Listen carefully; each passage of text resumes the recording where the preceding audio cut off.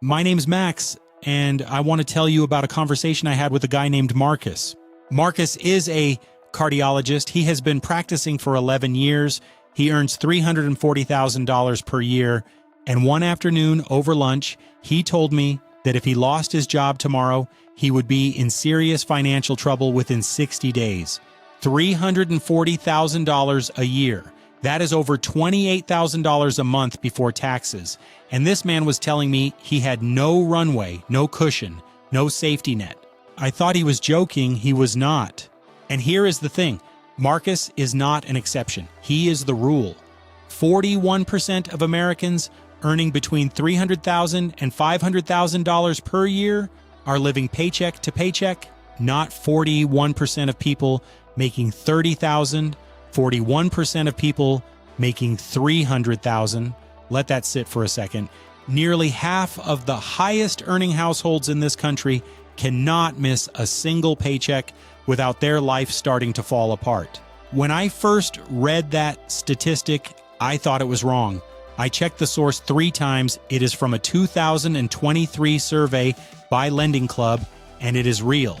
This is not a story about rich doctors being irresponsible. This is a story about a mechanism, a trap that is built into human psychology, and it catches people at every income level. Marcus finished his residency at 32 years old. For nearly a decade, he had been living on $60,000 to $80,000 a year. Long hours, cheap apartment, used car, delayed everything. And then his first attending position came through, and suddenly he was earning $340,000 per year. And something happened in his brain. He thought the waiting was over. He bought a house, not a starter home, a real house, 4 bedrooms in a good school district. The mortgage with taxes and insurance came to $4,200 per month. He leased a BMW 5 Series because after a decade of driving a 2008 Civic, he felt like he had earned it. That was $1,150 per month. His wife stopped working to raise their 2 kids, which felt like the right move financially because childcare for 2 kids was almost $3,000 a month anyway. They enrolled both kids in a private school because the public school in their district had issues. Tuition for 2 kids came to $28,000 per year. They took 2 real vacations for the first time in their adult lives. They upgraded their wardrobes. They joined a gym. They started eating at actual restaurants instead of cooking every night. Every single one of those decisions made complete sense in isolation. He had worked brutally hard for over a decade. He deserved a good life for his family. Federal and state taxes on $340,000 took away roughly 38%. His take-home after taxes was around $210,000 per year, $17,500 per month. Mortgage and property taxes, $4,200, BMW lease, $1,150, private school for 2 kids, $2,330 per month. Groceries and household, $1,200, utilities, internet, phone, $450, life insurance and disability insurance, $800 per month. Dining out and entertainment, $2,000, clothing, personal care, kids activities, $1,000, vacations spread across 12 months, $1,500.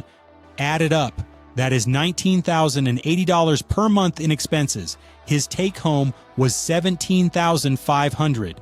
Marcus was spending more than he earned every single month on a $340,000 salary, and he did not notice for almost 2 years because it was all going on credit cards, a home equity line he tapped a couple of times, and the slow, silent drain of a savings account he had stopped contributing to.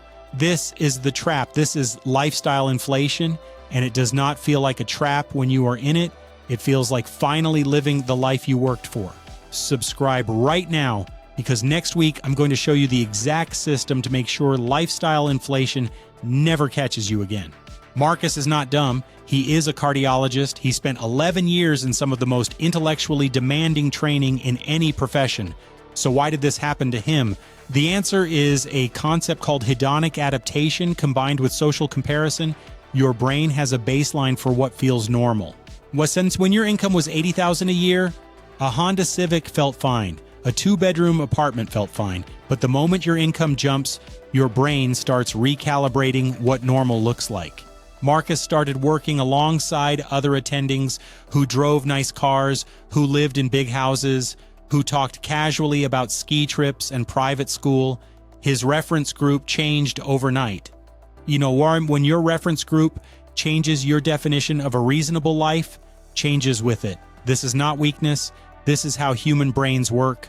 Every raise, every promotion, every jump in income gets immediately absorbed by a corresponding jump in lifestyle, like a gas filling a room. Economists call this the hedonic treadmill. You run faster and faster and you stay in exactly the same place.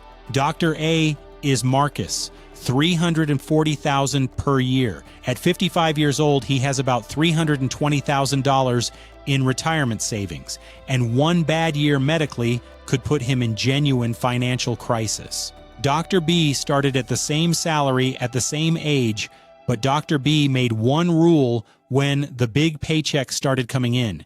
He decided not to change his fixed monthly expenses for the first 12 months. He kept the apartment for one more year, kept the Civic for 2 more years, let the raises and bonuses stack instead of spending them. In the first 3 years, he invested aggressively. At 55 years old, Dr. B has $1.8 million in investments. His mortgage is paid off. He has 18 months of expenses in cash. He could retire tomorrow if he wanted to. Same job, same starting salary, same city. The only difference was a rule about the first 12 months. When your income increases, do not raise your fixed monthly expenses for 1 full year. Take every dollar of that increase and park it in investments for 12 months. After 12 months, you can reassess, you can make intentional upgrades, but you do not let the automatic expansion happen on autopilot. Income does not make you wealthy. The gap between your income and your expenses makes you wealthy. A person earning $60,000 and saving $15,000 is building more real wealth than a person earning $300,000 and saving nothing. The number on your paycheck is not your financial health. Your savings rate is your financial health. The income went up. The anxiety did not go down because the lifestyle had expanded to eat every dollar of the difference. You cannot always control what you earn. You can always control how much of it you keep. If this video made something click for you, make sure you subscribe right now. We are just getting started, and the next video is going to be one you will want to share with everyone you know.